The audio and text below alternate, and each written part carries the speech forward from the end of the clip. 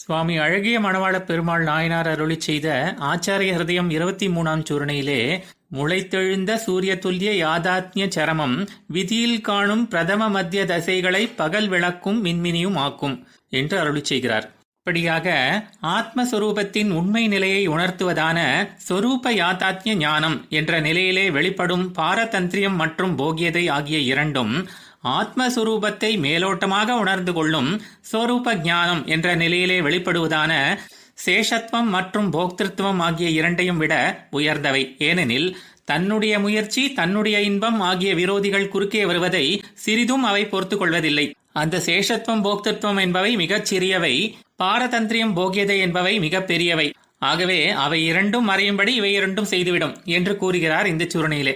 திருநெடுந்தாண்டகத்திலே முளைத்தெழுந்த திங்கள் தானா என்று கூறியபடி சூரியனிடமிருந்து ஒளி பெற்று அதன் மூலம் ஒளிவிடும் நிலாவைப் போல தன்னுடைய முயற்சி ஏதும் இல்லாமல் நாராயணன் கையையே எதிர்பார்த்து இருப்பதாகவும், ஸ்ரீ விஷ்ணு புராணம் கூறியது போல யதா சூரியஸ் ததா ஞானம் என்று சூரியன் எவ்விதம் பிரகாசமாக உள்ளதோ அதுபோல சுடர் விட்டு கொண்டு நாராயணனின் இன்பம் மட்டுமே இலக்கு என்ற துல்லியமான ஞானம் கொண்டதாகவும் என்று இப்படி கூறப்படுவதான ஆத்மஸ்வரூபத்தின் உண்மை நிலையை உள்ளது உள்ளபடி உணர்கிற ஞானத்தின் எல்லை எதுவென்றால் திருமந்திரத்திலே உள்ள நம மற்றும் நாராயணாய என்பதால் கூறப்பட்ட பாரதந்திரியம் மற்றும் போகியதையே ஆகும்.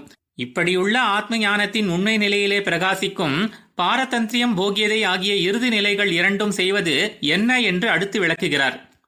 ஸ்வரூபத்தை உணர்ந்தொடர்ந்து உணரவும் என்று 20ஆம் சூரணையிலே கூறியபடியும், விதியில் காண்பார் என்று திருக்குறுந்தாண்டகத்திலே கூறியபடியும், அவனை பற்றி கேட்பது தியானம் செய்வது என்று இப்படி அவன் கருணையாகவே இருந்தாலும் இது என் முயற்சி என்ற எண்ணம் கலந்து அதன் மூலம் அடையப்படுவதான முதல் நிலை சேஷத்துவம். அதாவது திருமந்திரத்திலே பிரணவத்தின் முதல் எழுத்தான அ என்பதில் மறைந்து கிடப்பதான ஆய என்னும் லுப்த சதுர்த்தியில் தோன்றின சேஷத்துவம் என்பது முதல் நிலையாக இருக்கும்.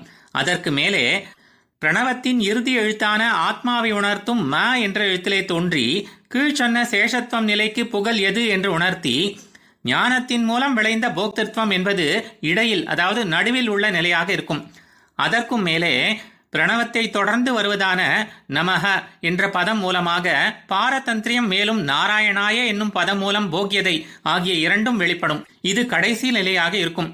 இப்படி என்னதான் சேஷத்துவம் போக்திருத்துவம் ஆகியவை முதல் மற்றும் இடைப்பட்ட நிலைகளாக இருந்தாலும் கூட சூரியன் உதித்தவுடன் மற்ற ஒளிகள் மறைந்து போவது போல பாரதந்திரியம் போகியதை உதித்த பின்பு தன்னுடைய முயற்சி மற்றும் தன்னுடைய பயன் ஆகியவை சிறிதும் மிஞ்சாமல் தன்னுடைய எஜமானனாகிய அந்த சர்வேஸ்வரன் இன்பத்திற்காக மட்டுமே முழுமையாக பணிவிடை செய்பவைகளாக இருந்து பகல் விளக்கு போல பயனற்றதாகவும் மின்மினி பூச்சி போல அற்பமானதாகவும் இந்த சேஷத்துவம் மற்றும் போக்திருத்துவம் ஆகிய இரண்டையும் மறையும்படி செய்து பாரதந்திரியம் மற்றும் போகியதை ஆகிய இரண்டும் ஓங்கி நிற்கும். ஆக சாஸ்திரங்களை மேலோட்டமாக கற்பதால் கிடைக்கும் சொரூப ஞானத்தை விட அந்த சாஸ்திரத்தின் ஆழ் பொருளான திருமந்திரத்தை அறிவதால் கிடைக்கும் சொரூப யாதாத்ய ஞானம் உயர்ந்தது என்று அருளி செய்கிறார். ஆழ்வார் எம்பெருமானார் ஜீயர் திருவடிகளே சரணம்.